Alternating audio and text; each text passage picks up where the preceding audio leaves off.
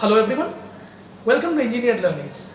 Engineered Learnings has been created as an effort to help and reach out to all the engineering students, aspirants and professionals out there with the basic understanding and the crux of the topics important for placements, Vivas, semesters, competitive examinations and all types of interviews. So let's go to today's topic.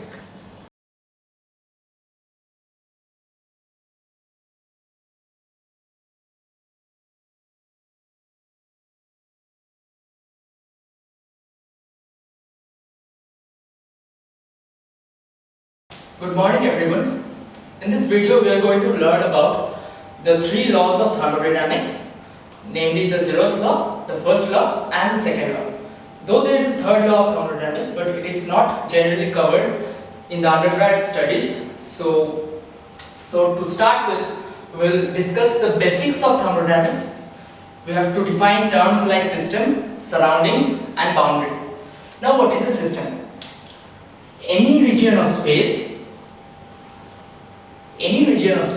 or any quantity of matter which is under study is our system, and anything but the system is the surrounding. So suppose we are studying this quantity of matter, so this is our system. I am writing SYS for it, and anything but the system is the surrounding. So the entire space except this system is the surroundings.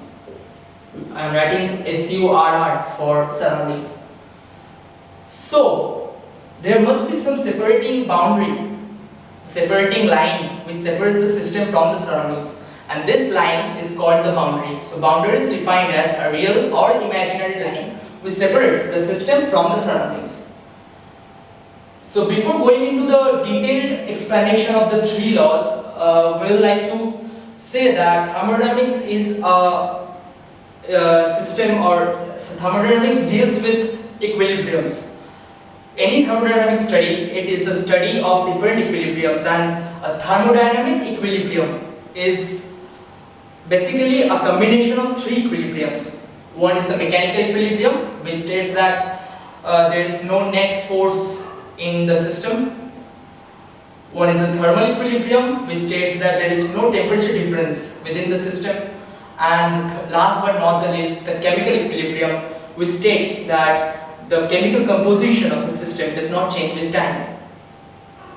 So basically, if a system follows all these three equilibriums, then we can say that the system is under thermodynamic equilibrium.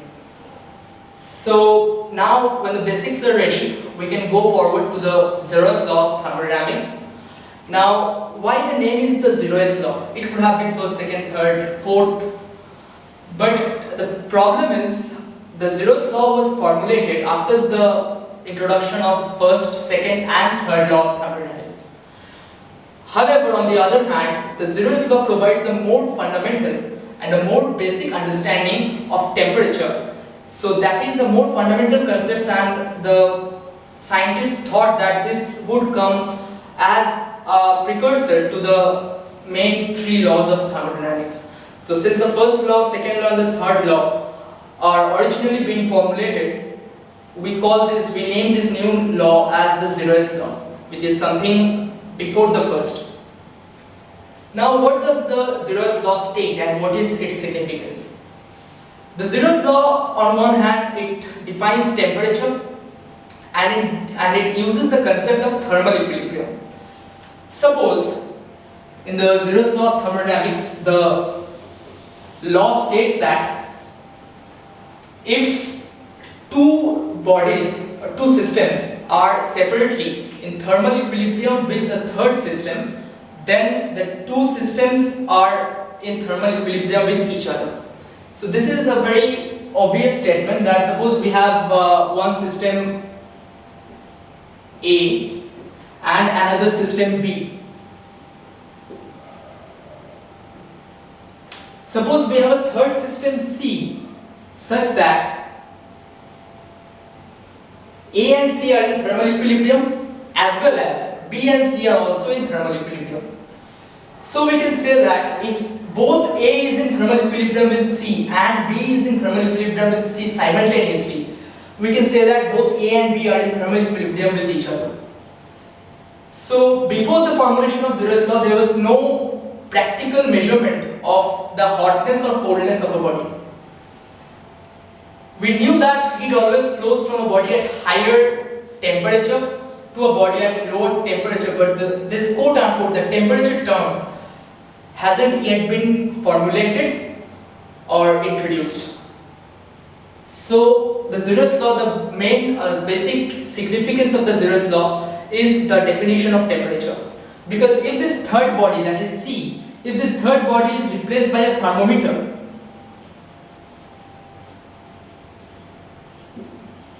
we can say that both A and B are having the same temperature without being in thermal contact also. So the Zeroth law actually gives us the definition of temperature. It gives us how much hot or how much cold a body is. So afterwards, when we talk about, like, suppose a body A is at a temperature of say 60 degrees Celsius and a body B is at a temperature of say 40 degrees Celsius. Since the body A is at a higher temperature, the heat always flows from A to B. So this is the main significance of the Zeroth law of thermodynamics. Now moving on towards the first law and the second law. Before going into the first law and the second law of thermodynamics, we need to study about, we need to know a bit about the terms called heat, work, and what are they, what type of functions are they.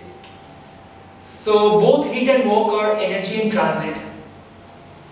By energy in transit, we mean that whenever there is a temperature difference between two bodies, and suppose some energy is flowing from body A to body B, this energy which is in transit, that is the heat.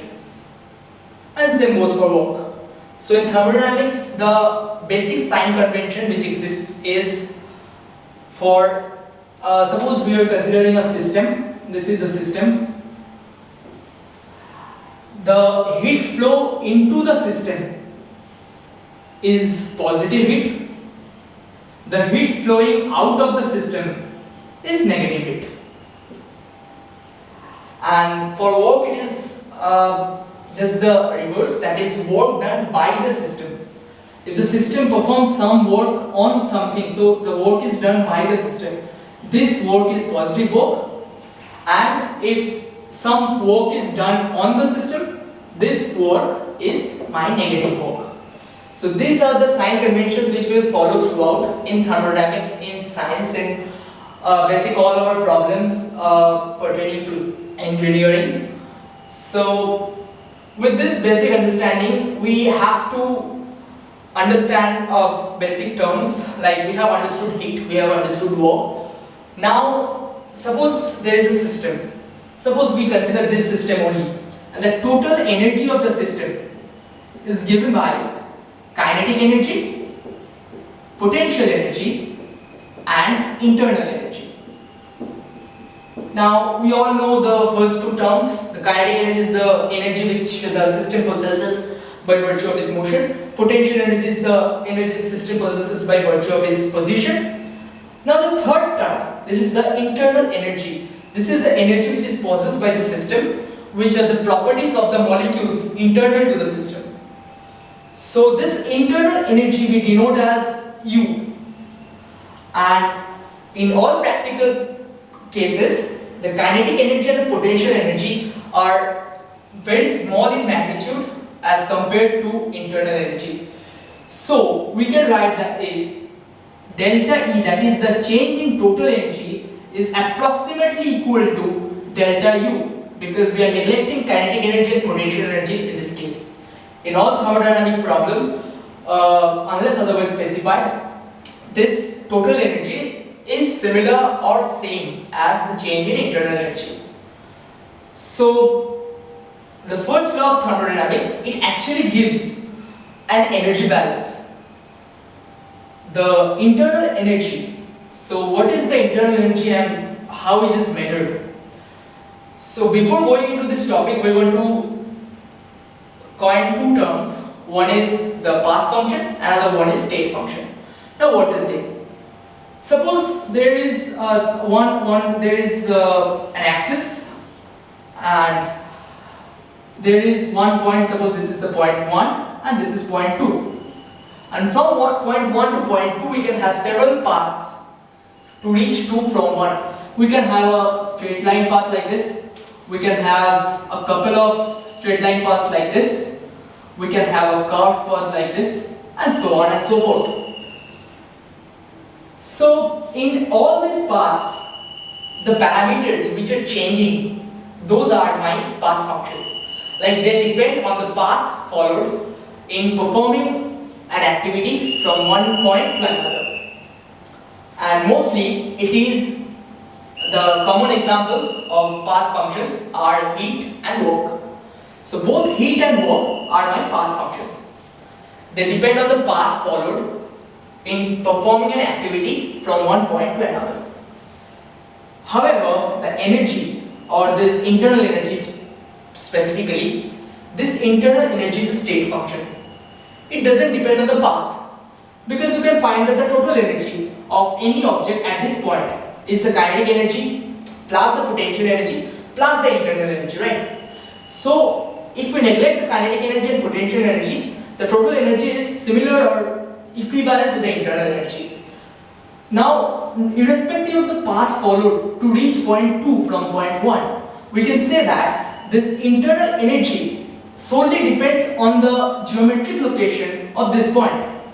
It doesn't depend on the path followed to reach 2 from 1. So this internal energy is a state function. It depends on the initial and final states only.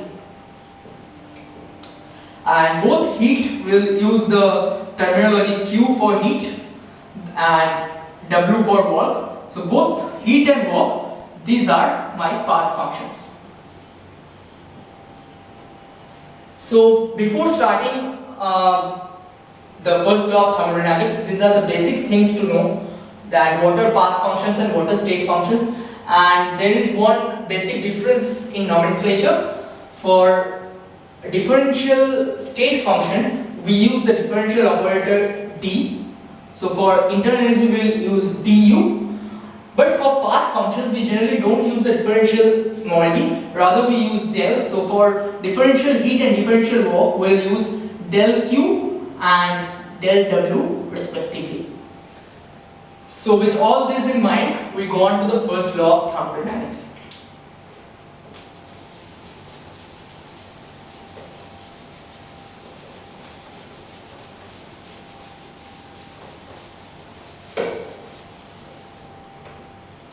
Now to start with the first law of thermodynamics.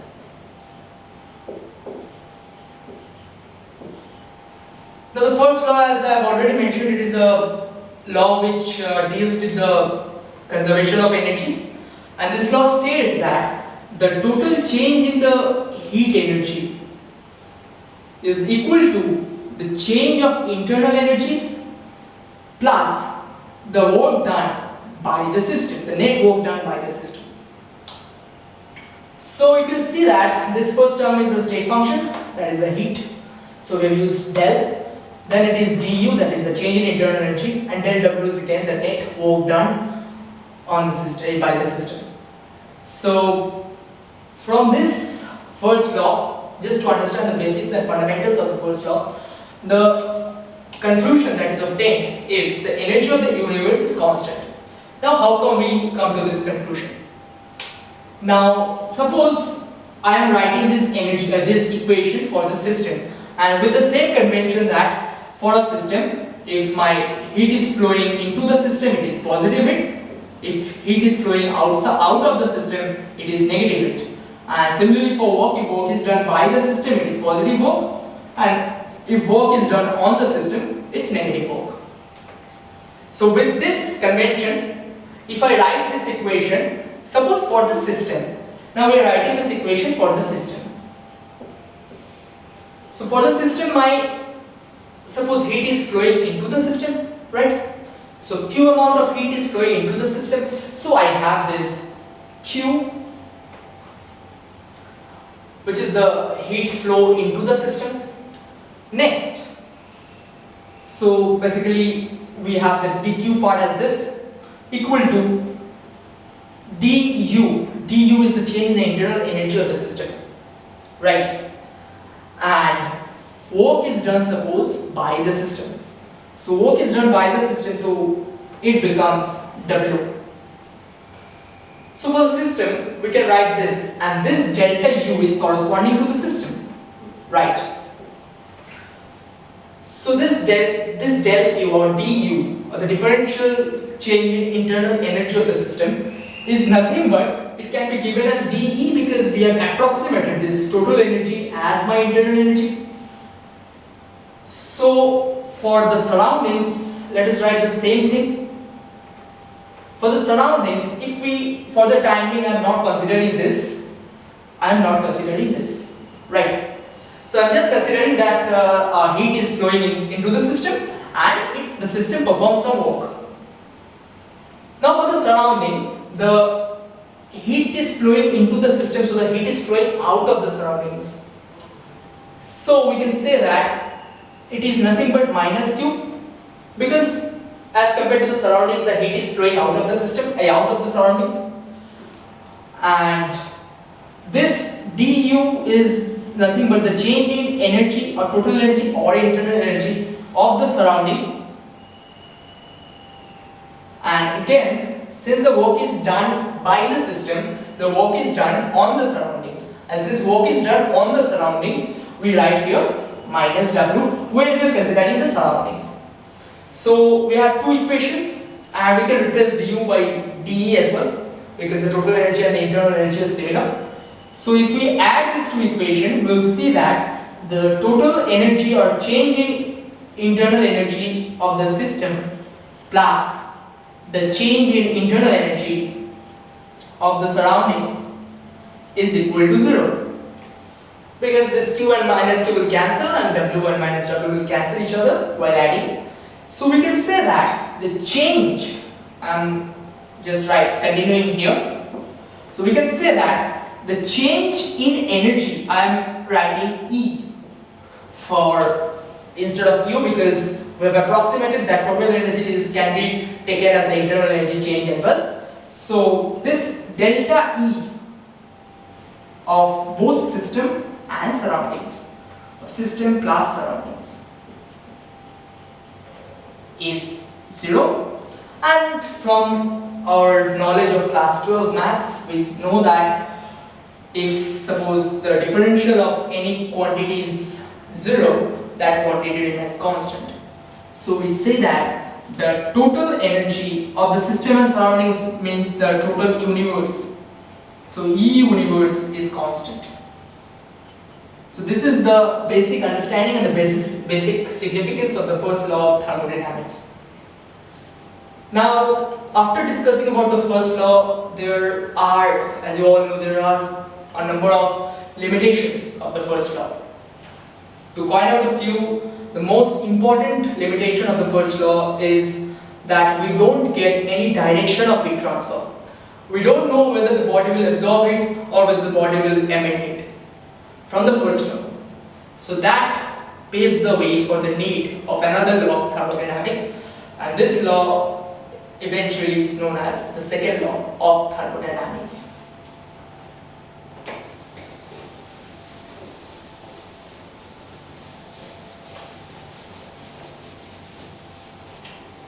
So the second law of thermodynamics, it basically has two versions of it. One for the heat engine, and that statement is given by Kelvin Planck. And the second one is the statement given by Clausius, and that is mostly used in the case of refrigerators and heat pumps. So first, if we consider the second law of thermodynamics, first let us consider the Kelvin Planck statement. I am writing Kp as a short form of Kelvin Planck. The Kelvin Planck statement states that it is impossible for any system which operates on a cycle. It's impossible for any system which operates on a cycle to absorb heat from a single reservoir and perform a net amount of work.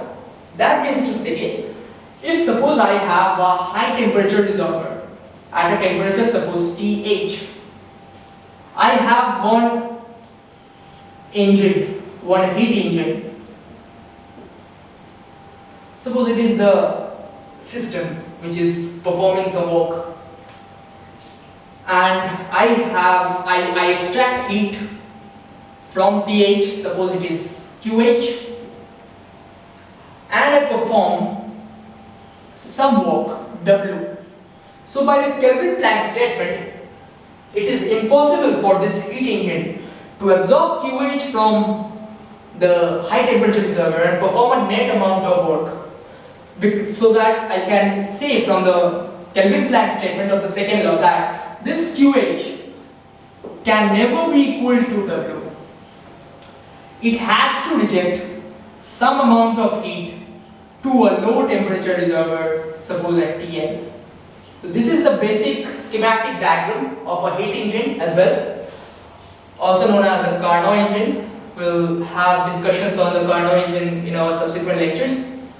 So according to Kelvin-Planck statement, there is no such system which can draw heat from a single reservoir and perform a net amount of work. So it will draw QH, but it will not perform a work which is equivalent to QH. It will have to reject some heat to the sink. So this is most of the time called as the source, and this is most of the time called as the sink. So it has to reject some amount of heat to the sink. And if we consider this heat engine, or rather the Carnot engine, as we all know, the efficiency of this heat engine, any efficiency of any system can be given as a ratio between the desired output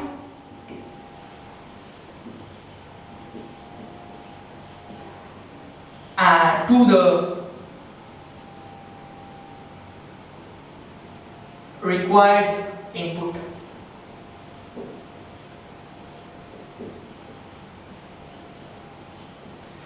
So for any system we can define efficiency as eta, which is given as a ratio of the desired output to the required input. And for this, the heat engine is performing some work, so my desired output is W. I am using the modular sign here because I am not going into the specifications regarding signs. And the required input is this QH, because the input is QH, which is supplied to the heat engine. So in the denominator I have my QH. So we can again write W as, by heat balance across the heat engine, we can write that QH is equal to W plus QL. Again, not considered in signs. Just taking the modulus values, the amount of heat which comes into the heat engine, provided it is an ideal heat engine or the Carnot engine. Carnot engine is by far the ideal case of heat engines, and we'll learn later that no other heat engines can have an efficiency which is higher than the Carnot engine. The Carnot engine is the idealized case of heat engine, and the efficiency of the Carnot engine is the maximum efficiency that any heat engine can afford or achieve. So we have this W, we have this eta as W by QH, and we can write this W as well by breaking it as QH minus QL, because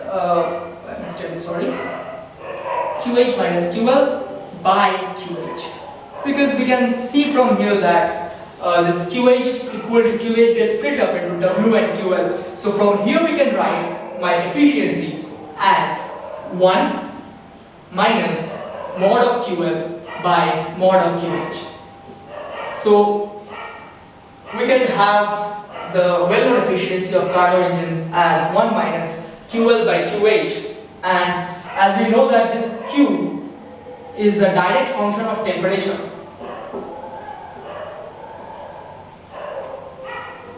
we can have this efficiency in terms of temperature as well as 1 minus TL by TH.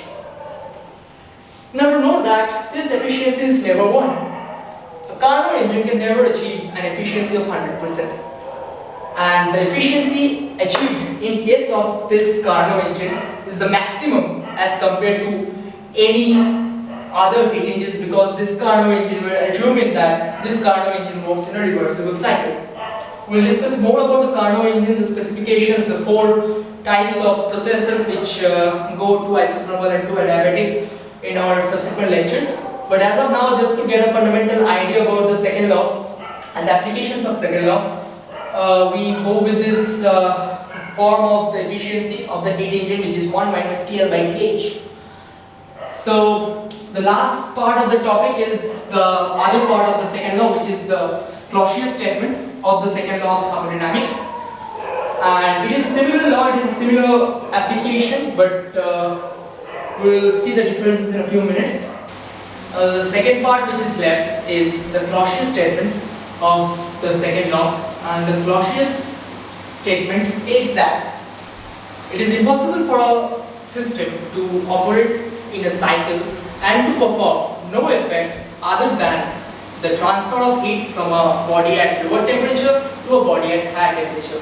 Suppose we have one body at one reservoir at a higher temperature TH, we have a system, and we have another reservoir at a temperature TL. So according to the Clausius statement, it states that it is impossible for this system to perform no effect other than just absorb some heat from this body at lower temperature, suppose QL, and transform the same amount of heat to this body at higher temperature QH. So this particular system is impossible according to the Clausius statement. So there must be some work which is performed on the system, and this actually gives the schematic of the heat pump and the refrigerator, which follows the Clausius law of Clausius version of the second law of thermodynamics. So this system is, it can be a heat pump or it can be a refrigerator. So just to wrap things up quickly, in case of heat pumps or refrigerator, we use the term coefficient of performance instead of efficiency, because efficiency, as we all know, is a measure of how efficiently the machine or the system performs, and efficiency is always less than 100%. But in case of heat pump or refrigerator, since the measure of efficiency is always given by desired output by required input,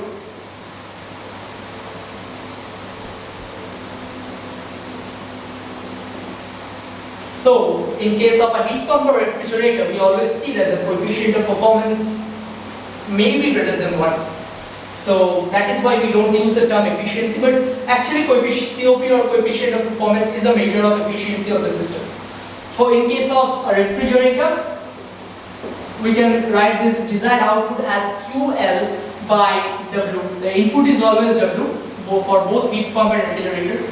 But in case of refrigerator, we are more concerned in keeping the cooler environment inside the refrigerator. So the output or the desired output is this QL part, or in other words, we can write this as QL by, we can split up W as QH minus QL, because if we perform a heat balance across the refrigerator, we can find that this QL and W adds up to QH. So that is the story behind the refrigerator. And then on, if we go on to consider the coefficient of performance for the heat pump, the main definition remains the same, that the desired output divided by the required input.